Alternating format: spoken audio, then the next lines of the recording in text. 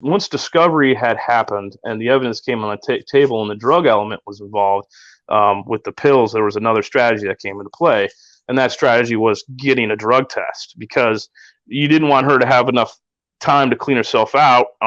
And you wanted to ensure that the drug test was a surprise. So my lawyer, once we got to that point in the hearing process, he was very clever, because eventually she retained an attorney as well. And she didn't have initially, but once she retained an attorney and he started advising her, that changed a lot of things. Obviously, her attorney said, "Get the hell out of the house." All right, and then that kind of nullified my ability to legally track her, so the GPS had to be pulled off the car. But my lawyer's strategy went into it, since we knew we had the documented evidence that she was buying opioids and she was getting black market pills. We knew that was happening. Okay. So my lawyer's strategy is, they get in front of the judge. It's her lawyer and my lawyer. And, of course she's lying to her lawyer. She's told him a whole bunch of lies. I'm just this, I'm an abusive person. I'm mentally abusive, and I'm a narcissist, and you're toxically masculine, blah blah blah. Yeah, all that good stuff. Yeah. But so they got into the hearing process, and my lawyers, the judge says, "Okay, who wants what? What's the proposition before we go forward?" And my lawyers let her lawyer go first, and he told the judge, I want half retirement, I want alimony, I want child support, I want full custody, blah blah blah. I mean, he went for the rope on it, and my lawyer just plain and simple turned to him and the judge and said, "You know what? We'll give you all that. You can have it all. We just got one thing.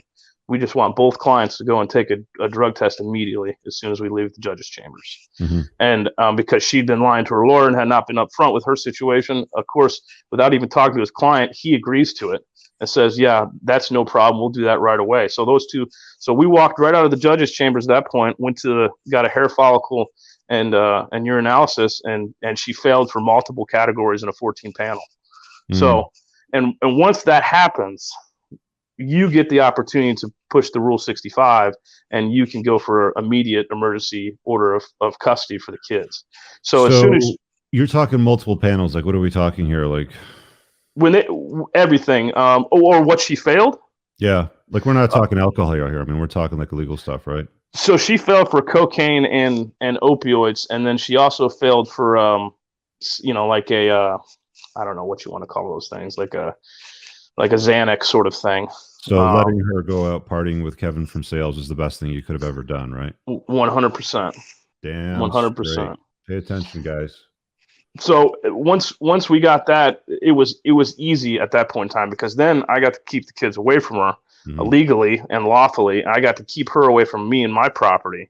Mm-hmm. And it was essentially a downhill ride from that point forward. Once we got her to agree to the drug test and she failed those panels, it was a done deal. And the judge completely, and then you throw the private investigator to come in and give testimony to what he saw, it was over.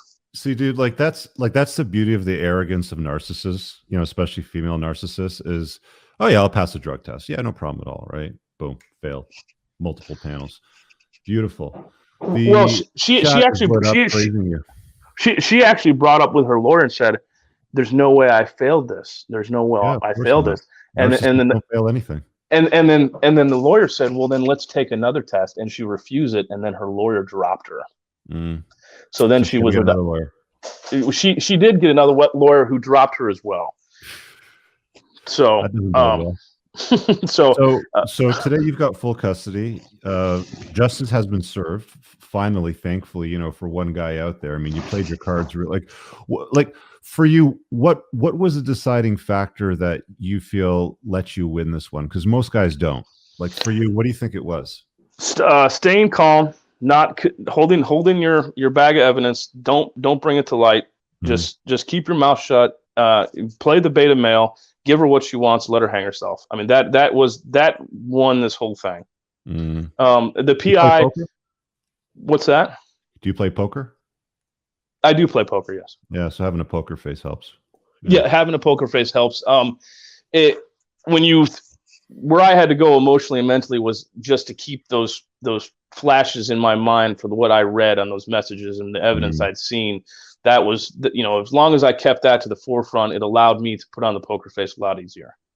But where men go wrong in this process is they let the emotional side take over. They don't keep quiet, and they circumvent the process. And a lot of males are arrogant and listen to attorneys because, attorneys are going to give you this reality you don't want to hear.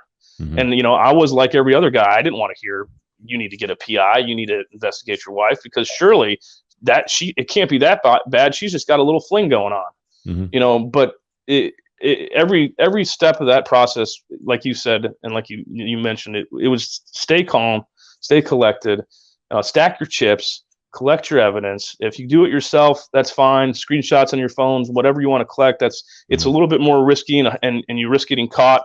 The private investigator way was a way for me not to have to take that risk and potentially get caught. And I got a professional that knows what they're doing.